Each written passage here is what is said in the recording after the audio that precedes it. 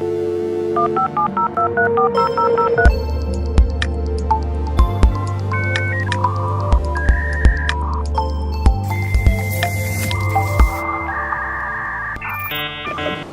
afternoon. We are still live from the ITWeb Security Summit 2024.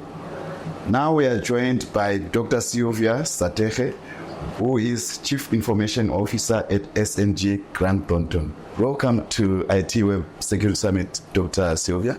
Thanks, Maya, and thanks for having me.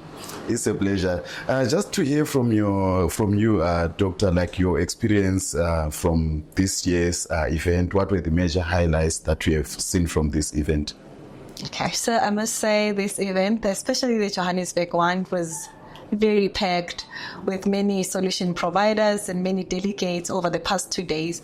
And I think for me, this attendance is just proof that cybersecurity is indeed the number one business risk in our country and all over the world. I mean, we had exhibitors from outside the country as well coming to share with us some of the solutions. We had speakers as well from outside the country coming to share some insights on this. So it was big, and I think it shows the importance, but as well, much appreciated, I think, from the industry that we can keep on having insights and learning from each other and knowing what is being done out there to try and keep this challenging industry that we are in. Awesome. I understand you also presented, unfortunately, I did not get to listen to your presentation. Just for the sake of me and those like me who did not get to listen to your presentation, if you can just maybe summarize what you were talking about, what were the major highlights? Okay, sure. So yesterday I got to chair track one, and track one was mainly concentrated on cybersecurity strategy. So in chairing a track, you are basically moderating, emceeing, and directing the conversations. Mm-hmm. So we had about 5 slots, and that spoke about different topics and with different focus. The first one was how to craft a robust incident response strategy, and the highlight or the takeaway from that was that it's crafting a strategy is about connecting all the dots. You know, you don't just focus on technology. You need to look at what is your business objectives. You also need to look at the industry that you are playing with. Look at what happened to what happened in your organization last time before you implement a new strategy. And we had Professor Elmarie talking about Security 101. And basically how to craft an information security management system. And she spoke about an 11-step process. Again, it starts with strategy and it ends with monitoring and evaluation. The key highlight there was that cybersecurity strategy is not about technology. It's about your business and making sure that you craft a strategy that is responsive and aligning with the business strategy. Then we had a panel, which I was also part of, and we were discussing the 3 C's and the importance or the collaboration in cybersecurity. So the 3 C's being your CIO, your CTO, and your CISO. How do we play together in the summit? What roles do we do? And how can we collaborate better to make sure that we keep these threats and we are able to be responsive and resilient.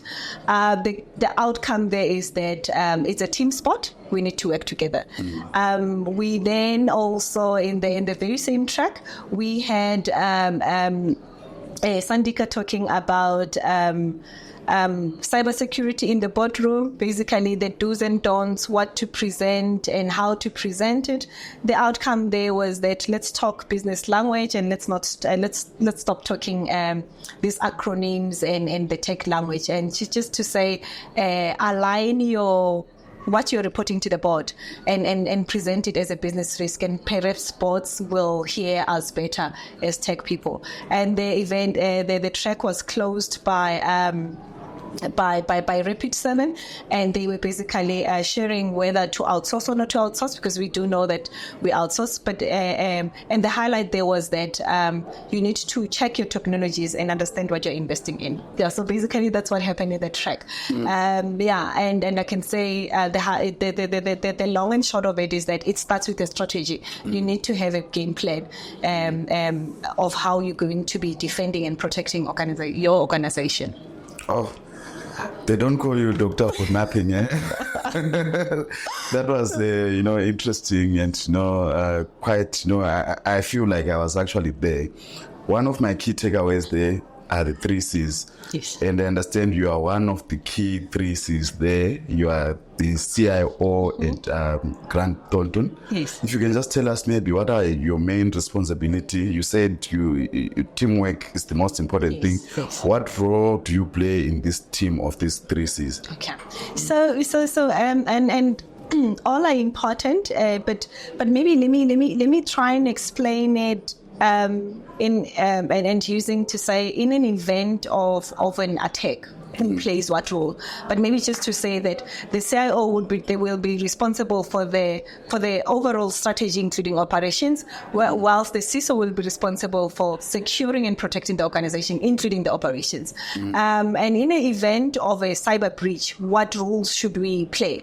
The CIO will be more responsible for the business continuity and pushing for recovery, and also communicating and making sure that all stakeholders are informed and we understand what we need to do. Basically, helping to helping with what needs to be done for us to get to a continuity point of view, whereas the CIO will help with the recovery, with the investigations, with the analysis of what has transpired. So those are the 2 roles that we will then play in an event of a breach, and the 2 are necessary, and we will be working together. The other one being communicating with the stakeholder, while the CISO will be focusing on the technical side and analyzing and investigating.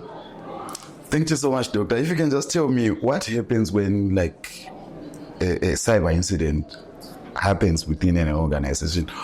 Would there be panic? What really happens in that kind of a situation? I can imagine just knowing that we have been hit maybe by ransomware and this guy is demanding 10 million rands. What happens in such a scenario? I think it would be a shock at first. Shock at first, and sometimes a denial. Saying we might say the problem is between the chair and the PC when this user is reporting it. But I think it's also not a nice place to be in. I'm fortunate in that maybe in the 3 CIO roles that I've held, I've never had to be hit by a ransomware, but I've been in a position where we were recovering from a ransomware. So it becomes a shock, but also it becomes a learning point, and this is where you see how the organization culture comes into place and how we work together as an organization to say, let's try and recover and let's have a business continuity. But it first starts as a shock, and the most important thing is that we need to work together. It's a team sport. It's not about IT, you do not do that. Once we realize that we've been hit, it's important to work together, collaborate, co-create, and rescue what needs to be rescued first, given your business continuity plans that you have in place. And hopefully, if you are practicing and you are running your dry runs, it should be easier to recall what to be done when the London Bridge falls. I was in this track, and the guy said prevention is better than cure. Yes. And it's even more cost effective to put in place preventive measures. What would you advise maybe some of our viewers to prevent such incidences like your ransomware from happening, and the panic and the shock from happening in the first place? Yeah, I think we strive for resiliency more than protecting, and the importance of having of doing your normal housekeeping.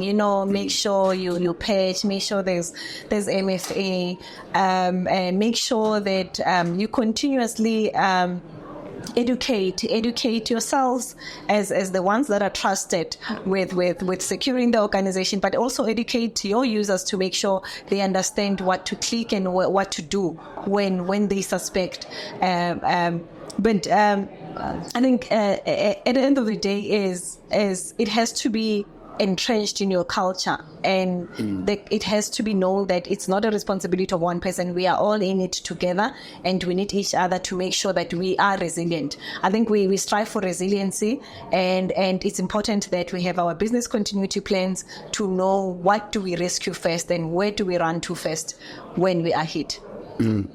Interesting. And also maybe looking at one of the themes that I've seen from this conference is like there is lack of cybersecurity skills, especially here in South Africa. Are you also noticing the same, and what needs to be done to address this skills gap that we are facing? Yeah, I think we are all grappling for the same skills. The skills are very liquid. People are here today, tomorrow they are poached. I think it becomes a national thing, and I think as a country we need to be intentional and have programs in place that make sure that we skill and we reskill. Yeah. Even some who are already in the space, we reskill our people and skill and make sure that we just create these skills in abundance. We need to be able to have the courage to invest and acknowledge that you might find a person that does not know anything about cybersecurity, but have the time to invest in the skill, because yes, it's needed, but and nobody's going to come and throw it at us. We need to invest in creating the skills. But also let's acknowledge that cybersecurity by design becomes a technical thing, and technical people are very looking, and they like playing with toys and testing new technology. So we also have to acknowledge that. Yeah. Awesome. Thank you so much, Doctor. And maybe lastly, artificial intelligence. Hello. Is it a good thing or a bad thing for cybersecurity? I think it is a good thing. Artificial intelligence is a good thing, and I think we have to embrace it. But as much as the myth is it will make things easier, I just think you have to be clever to engage robots and so that you are able to exercise your knowledge when the results are thrown as wrong, or when the results are incorrect.